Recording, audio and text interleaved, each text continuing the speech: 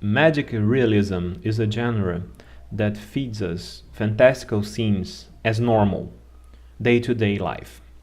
Its authors present us our world with magical elements that make us wonder about our own reality in relation to mundane things and those not so mundane. Well, for those of us who work on Brazil's public education, and I speak from Rio de Janeiro, but I guess my video will be universal enough, so other countries may be included as well. We know that we live in two different realities.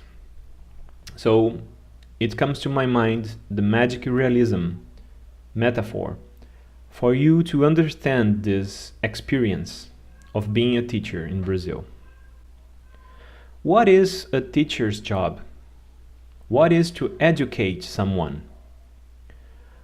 What is public teachers' professional life in Brazil? Educate's etymology indicates us the idea of movement. The word came from Latin educere and mean to lead out. Ducere can also mean to conduct. What is leaded out when someone is being educated? One could say that educate is to lead someone out of himself into society. We could also understand education as conduction into areas of knowledge.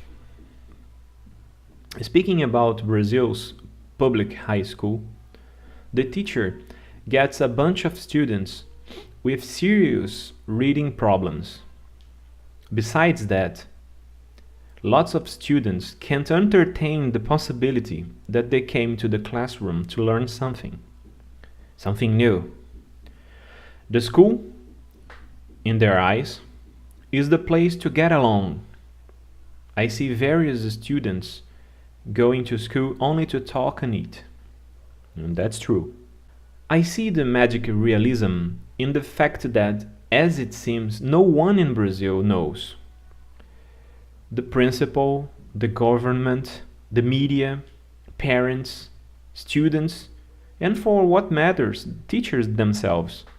It seems almost everyone in Brazil believes that the problem can be solved by the teachers and the teachers alone, who have only to work harder, change the didactics, and amuse their students so that finally Brazil can stop being the 50th worst students reading country by PISA's standard in 72 countries. This situation won't change as long as Brazilian culture itself remains the same.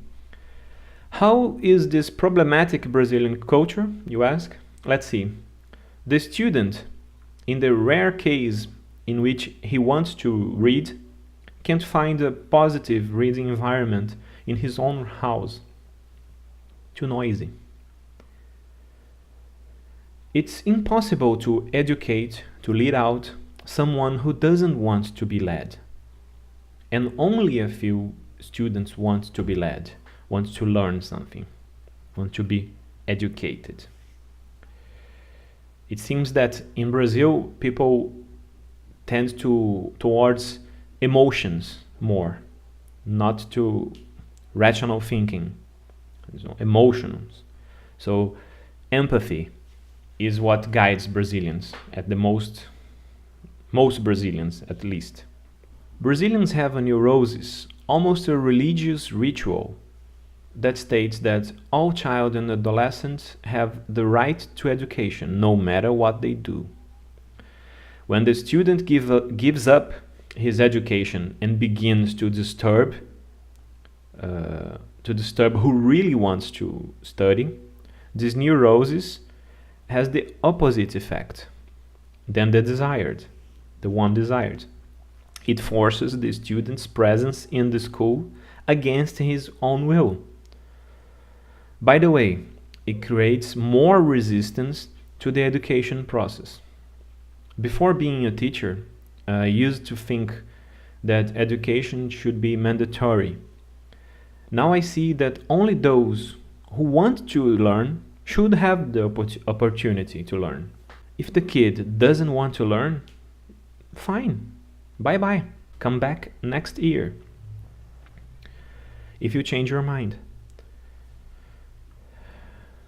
And the last line. Only 22% of Brazil's university students have proficiency reading levels. So much for our superior education.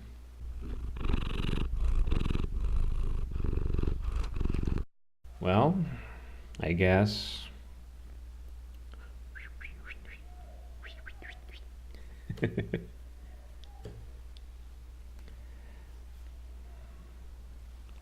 please look at me. I'm so jolie. Jolie. This is Jolie. Jolly good. Jolie. Jolene, Jolene. What is a teacher's job? What is to educate someone? What is public teachers' professional life in Brazil? What is a cat? What is the cat's tail? What is love?